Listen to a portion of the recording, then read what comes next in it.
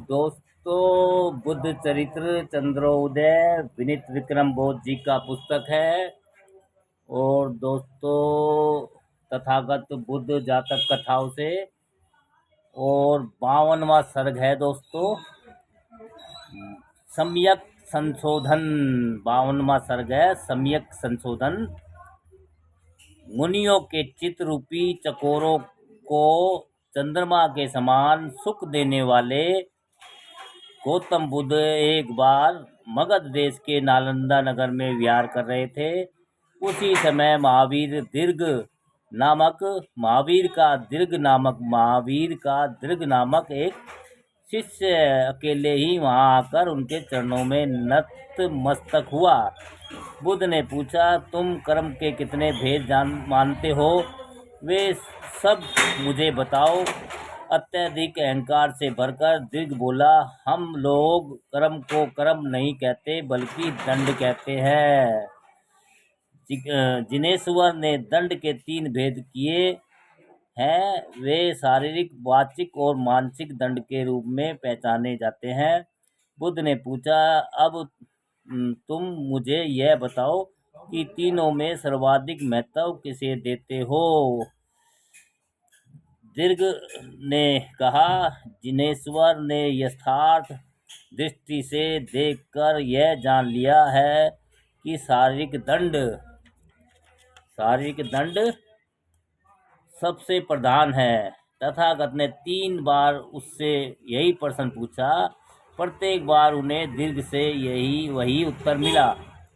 फिर जब भगवान मौन हो गए तो दीर्घ दंत ने पूछा, हे मुनिश्रेष्ठ, आप दंड के जितने भेद मानते हो वे सब मुझे बताएं।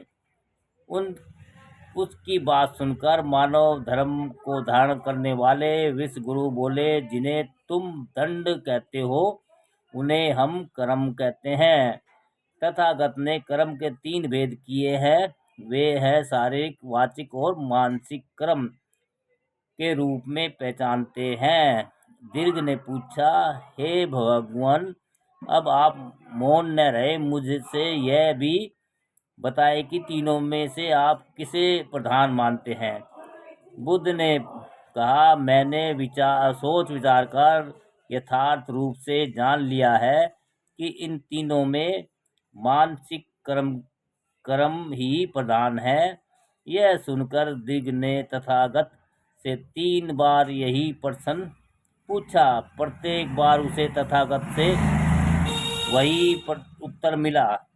तब दीर्घ ने तथागत के चेहरे से अपनी आंखें हटाते हुए नीचे झुका ली और उन्हें प्रणाम करके चुपचाप वहां से चला गया। उसने जिनेश्वर महावीर के पास जाकर यह बात बताई तो वह मुस्कुराकर चुप रहे।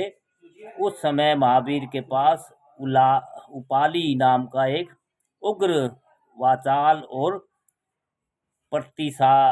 प्रतिभाशाली गृह स्वामी बैठा था।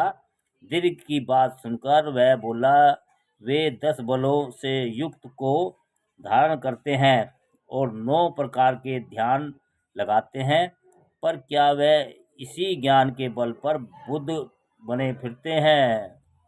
जब वे यही नहीं जान पाए कि कौन सा दंड प्रधान है तो व्यर्थ ही तथागत नाम रखे हुए हैं। नाम तो नैन सुख हैं, पर मुझे अंधे ही लगते हैं। उनके अभागे शिष्य भला क्यों न गड्ढे में गिरे।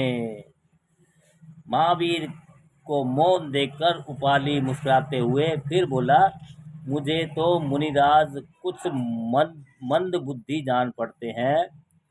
मुझे पक्का विश्वास हो गया है कि गौतम मुनि का नाम तो बड़ा है लेकिन दर्शन थोड़ा ही है। अंधा घोड़ा है, बहरा सवार है और बीहड़ रास्ते हैं, तो क्या रक्षा करने वाला कौन है? हे मुनिराज, यदि आपकी अनुमति हो तो मैं वहां जाकर उनके साथ वाद विवाद करूं। मेरे मन में ऐसा विश्वास है कि मैं थोड़े ही श्रम से बड़ी आसानी से वाद विवाद में उन्हें जीत लूँगा। महावीर से अनुरोध पाकर उपाली ने अजीत के पास जाकर उन्हें प्रणाम किया। प्रथम परीक्षण के रूप में दीर्घ ने जो प्रश्न पूछे थे, उपाली ने भी वही प्रश्न पूछे। अजीत से उसे वही उत्तर मिला जो वहां जाकर दीर्घ ने बताया था। तब वह दोनों हाथ जोड़कर बोला, हे मुनि देव, मेरे मन में कुछ संदेह है। आप शारीरिक कर्म को तो गौण बताते हैं, लेकिन मानसिक कर्म को प्रधान बताते हैं। यह बात मुझे बड़ी विलक्षण लगती है। किसी प्रकार भी इस पर विश्वास नहीं होता। हे मुनिराज, मुझे कोई उदाहरण देकर समझाइए। जब आपकी बात का रहस्य खुले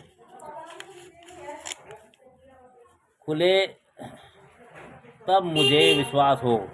बुद्ध ने पूछा, अगर कोई पागल आदमी तुम्हें राह चलते गाली दे दे तो क्या तुम उसकी गाली का बहुत बुरा मानोगे? उपाली ने कहा, हे मुनि नायक, जिसका मन संतुलित नहीं है, वह अगर गाली भी देता है तो उसका कोई दोष नहीं है, अतः मैं उसका कुछ भी बुरा नहीं मानूंगा। बुद्ध ने पूछा, अगर कोई सम्यक चित्त वाला व्यक्ति अपशब्दों का प्रयोग करे कदाचित, तब भी तुम्हें बुरा न लगेगा? उपाली ने कहा, अगर कोई स्वस्थ चित्त वाला व्यक्ति गाली देगा तब तो मेरे हृदय में बड़ा क्षोभ होगा। बुद्ध ने पूछा, जब दोनों की गालियों में कोई अंतर नहीं है तो फिर एक में क्यों बुरा लगता है और दूसरे में क्यों नहीं लगता? उपाली ने कहा, पहले आदमी का चित्त ठीक नहीं है, यूं ही बकवास कर रहा है, अतः उसका पूरा बुरा मानना ठीक नहीं है। दूसरा आदमी स्वस्थ चित्त होते हुए जानबूझकर गाली देता है, अतः वह हृदय में क्षोभ उत्पन्न करता है। तथागत ने कहा, तुम अनायास ही सही मार्ग पर पा गए, अपने आप ही समझ गए, मुझे कुछ समझाना नहीं पड़ा। पहला आदमी जो बकवास करता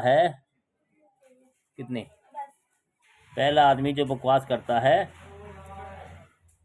वह वाचिक कर्म है, क्योंकि उसके मन में का कोई रोग नहीं है, इसी से उसका कोई विशेष प्रभाव नहीं पड़ता। लेकिन दूसरे आदमी का काम मन की प्रेरणा से किया जाता है, अस्तु वह मानसिक कर्म है, इसी से वह मन में विशेष शोम पैदा करता है। लिया मेरे को दे।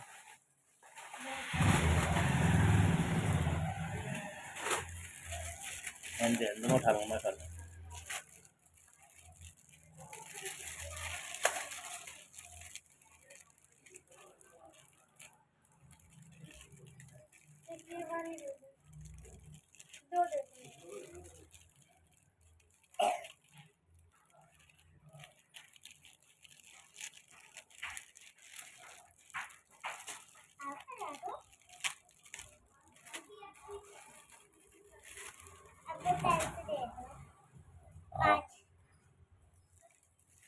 इसमें एक फालतू होगी, एक फटी हुई है, इसमें एक फटी हुई है,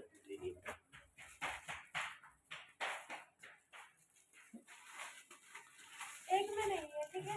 हाँ देखो, मैंने फालतू दी है, तो फालतू क्यों दी है? हाँ एक बार से ले लो, कल से तो मुझे भी दे दो।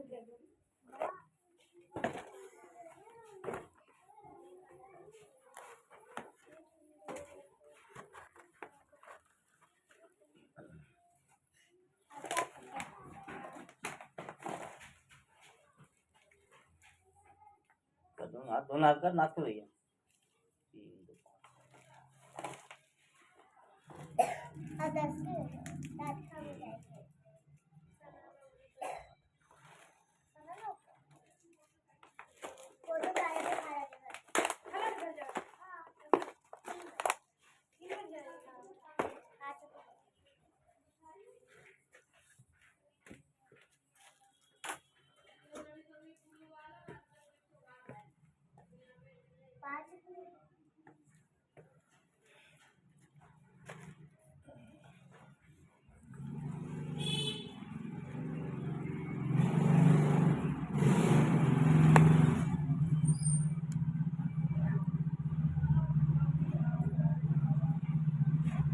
बुद्ध ने पूछा, जब दोनों की गालियों में कोई अंतर नहीं है तो फिर एक में क्यों बुरा लगता है, दूसरे में क्यों नहीं लगता। उपाली ने कहा, पहले आदमी का चित्र ठीक नहीं है, यूं ही बकवास कर रहा है, अतः उसका बुरा मानना ठीक नहीं है। दूसरा आदमी स्वस्थ चित्त होते हुए जानबूझकर गाली देता है, अतः वह हृदय से में क्षोभ उत्पन्न करता है। तथागत ने कहा, तुम अनायास ही सही मार्ग पर आ गए, अपने आप ही समझ गए, मुझे कुछ समझाना नहीं पड़ा। पहला आदमी जो बकवास करता है वह वाचिक कर्म है, क्योंकि उसके मन का कोई योग नहीं है, इसी से उसका कोई विशेष प्रभाव नहीं पड़ता। लेकिन दूसरे आदमी का काम मन की प्रेरणा से किया जाता है, अस्तु वह मानसिक कर्म है, इसी से वह मन में विशेष शोभ पैदा करता है। तथागत ने भली प्रकार से विचार करके जान लिया है, इसलिए वे मानसिक कर्म को प्रधान मानते हैं। यह स्पष्टीकरण सुनकर उपाली को संतोष हुआ। तब सद्बुद्धि के कोश गौतम बुद्ध बोले, अब भिक्षुक संघ एक साथ ही किसी मार्ग से गुजरता है तो उसके पैर से दबकर बहुत से छोटे छोटे कीड़े मकोड़े मरते हैं कि नहीं मरते। हे धनराज, मुझे बताओ कि भिक्षुकों द्वारा उन कीड़े मकोड़ों को मारने का जो अपकर्म किया।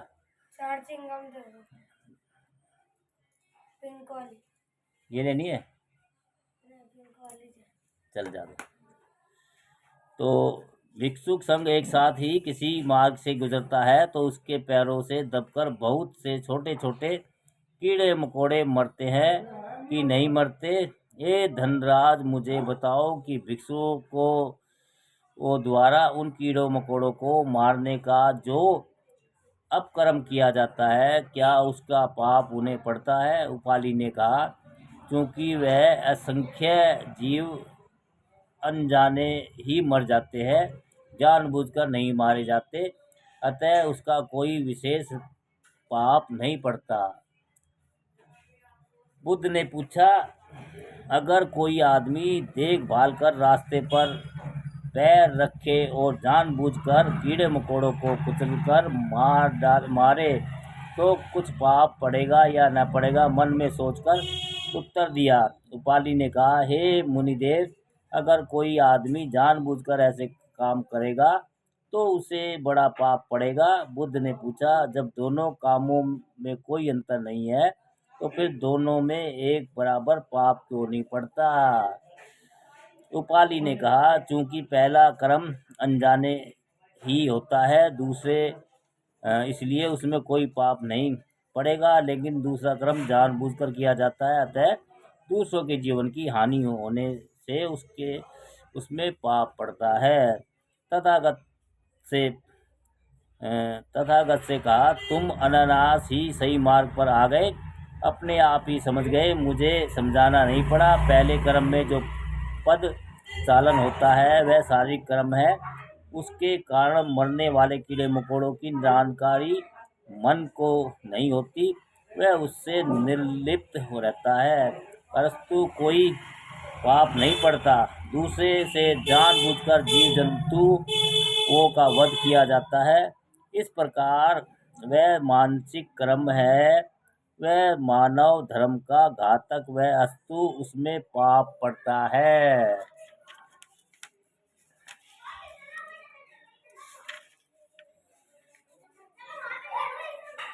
तथागत ने भली भांति विचार करके जान लिया है, इसलिए वे मानसिक कर्म को प्रधान मानते हैं। इस स्पष्टीकरण से बुद्धिमान उपाली का ज्ञान नष्ट हो गया।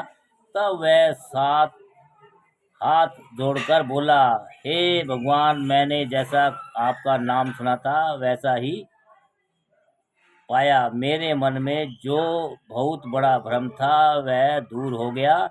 अब मुनिदेव मुझे पर दया करे और अपना उपासक बना ले। तथागत ने कहा, महावीर, महावीर त्याग और तपस्या से संपन्न है। उनके मन में तन और मन में और प्राण सारे संसार के कल्याण के लिए है। एक बिंदु पर विवाद करके हम दोनों के बीच में तुम थोड़ा सा अंतर पा गए। उस एक बिंदु को तुम कोई महत्व न दो, उनके लिए भी बिंदु है जहाँ हम दोनों सहमत हैं। अगर तुम्हें उनमें एक त्रुटि दिखाई पड़ गई तो उससे क्या होता है? संसार में कोई भी मनुष्य पूर्णतः त्रुटिहीन नहीं है। अभी कुछ दिन और हम दोनों की परीक्षा करो। धम्म दीक्षा के लिए उतावले क्यों होते हो? बुद्ध की बात सुनकर उपाली बहुत चकित हुआ। उसका अंतकरण भक्ति भाव से भर उठा। उपाली ने कहा, हे मुनिदेव, आप सभी मतभेदों को भुलाकर अपने प्रतिपक्षियों को भी बड़ापन देते हैं। ऐसा कारण उदार और मनोरम चरित्र मैंने संसार में पहली बार देखा है। हे मुनिराज, मुझे धर्म दीक्षा देने के लिए आज दूसरे सभी धर्म गुरु घात लगाए घूम रहे हैं, पर आप मना कर रहे हैं। तो भी मैं एक चावल को टटोल कर परिपक्व विवेक वाले गुरु को जान गया हूँ। जब तक बुद्ध की शरण न पाऊंगा तब तक चरण कमलों को छोड़कर घर वापस न जाऊंगा।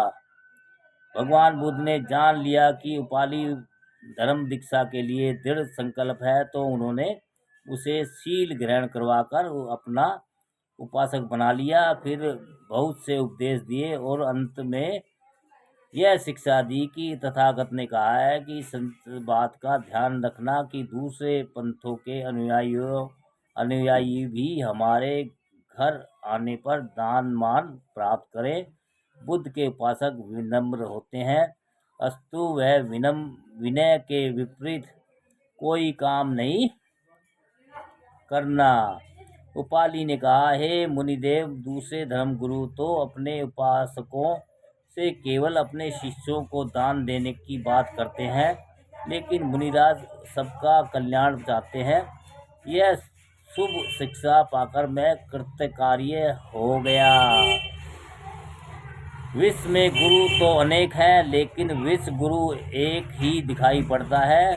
उसके वंदनीय चरणों को पाकर अब मैं अन्यत्र कहाँ जाकर मस्तक नवाऊं। दर दर खाक छानकर थक गया, लेकिन कहीं कोई सहारा ना पा सका। अब इस द्वार पर आकर मैं पूर्ण रूप से रतन पा गया।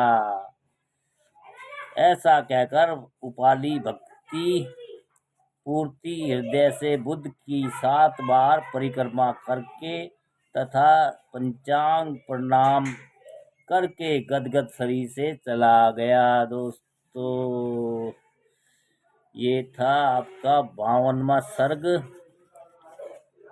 तथागत